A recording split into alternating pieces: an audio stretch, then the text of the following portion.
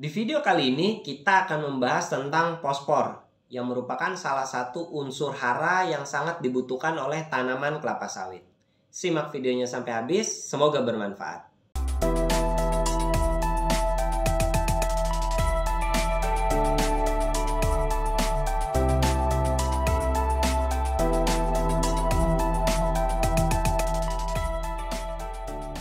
Fosfor merupakan unsur hara yang sangat dibutuhkan oleh banyak tanaman, terutama dalam hal ini adalah tanaman kelapa sawit. Nah, tanaman kelapa sawit yang kekurangan unsur hara fosfor ini, biasanya perkembangannya atau pertumbuhannya itu akan menjadi terganggu. Biasanya kalau kekurangan fosfor, tanaman kelapa sawit cenderung akan menjadi kerdil.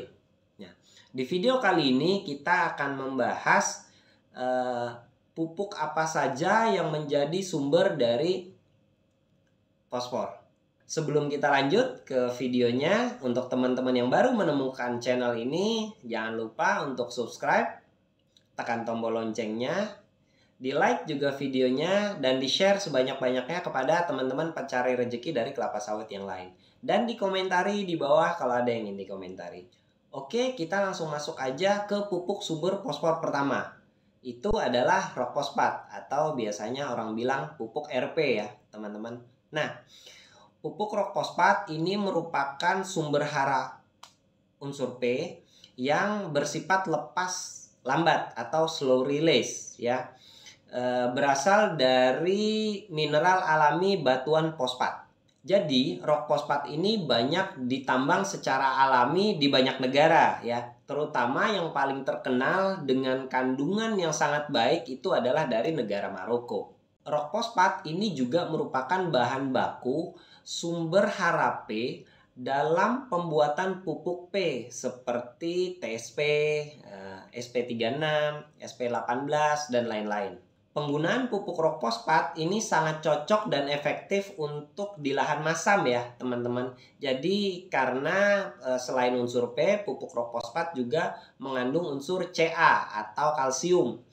Dimana kalsium ini sangat berpengaruh dalam menurunkan tingkat keasaman tanah ya. Dan juga meningkatkan pH dari tanah itu sendiri. Bagusnya lagi, fosfat alam itu memiliki efek residu dengan sifat yang lepas lambat atau slow release. Jadi pengaruhnya terhadap tanaman itu jadi lebih lambat. Jadi penggunaan pupuk rock fosfat dengan dosis yang cukup itu tentu saja akan menghemat tenaga kerja dan juga menghemat biaya produksi dari pengaplikasian pupuk P ini gitu ya. Karena rock fosfat hanya perlu diaplikasikan satu kali saja dalam beberapa musim tanam. Misalnya kalau sawit mungkin hanya perlu satu kali saja pemupukannya 1 tahun. Pupuk sumber unsur P yang kedua itu adalah TSP atau triple super fosfat ya. Pupuk TSP ini adalah salah satu pupuk dengan unsur hara fosfor yang tinggi, mungkin paling tinggi kali ya di antara yang lain ya. Biasanya berbentuk butiran abu-abu. Biasanya kandungan unsur P di dalam pupuk TSP itu sekitar 46%. Nah, dalam bentuk P2O5. Selain itu biasanya TSP juga mengandung 15% kalsium atau Ca. Secara teknis, pupuk TSP itu dikenal dengan kalsium dihidrogen fosfat dan monokalsium fosfat.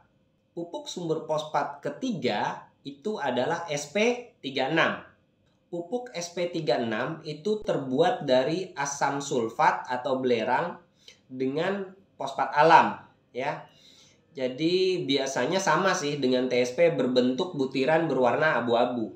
Kandungan fosfor pada SP36 itu biasanya sekitar 36% ya. Dan biasanya harganya lebih rendah dari pupuk TSP. Pupuk sumber penghasil fosfor keempat itu adalah SP18. Pupuk SP18 adalah pupuk fosfor dengan kandungannya di dalamnya biasanya sekitar 18%. Bentuknya pun sama ya dengan pupuk TSP atau pupuk SP36, itu berbentuk butiran dan berwarna abu-abu. Biasanya pun juga sama digunakan untuk pupuk dasar atau pupuk susulan untuk penambah fosfor. Jadi itu tadi adalah pupuk sumber fosfor yang menurut Roni teman-teman petani sawit harus tahu, yaitu adalah rok fosfat, TSP, terus ada SP36 dan SP18. Penggunaannya di tanaman kelapa sawit tergantung dengan kebutuhan dari tanaman kelapa sawit kita masing-masing nanti di kebun kita masing-masing ya. Nah, kegunaan fosfor ini apa saja sih bagusnya untuk tanaman kelapa sawit? Teman-teman, manfaat dari unsur hara fosfor ini ke tanaman kelapa sawit kita, yang pertama itu adalah membantu proses fotosintesis. Yang kedua itu adalah untuk merangsang perkembangan akar dari tanaman kelapa sawit. Yang ketiga itu adalah memperkuat akar dan batang sehingga tanaman kelapa sawit kita itu tidak gampang roboh ya teman-teman. Nah, yang keempat itu meningkatkan ketahanan sawit terhadap kekeringan.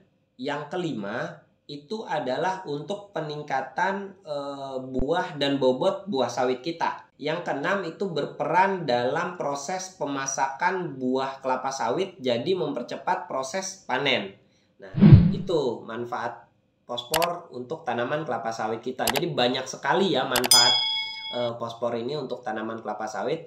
Makanya teman-teman para petani sawit jangan lupa tanaman kelapa sawitnya dipupuk dengan pupuk sumber fosfor yang sudah Roni sampaikan tadi ya.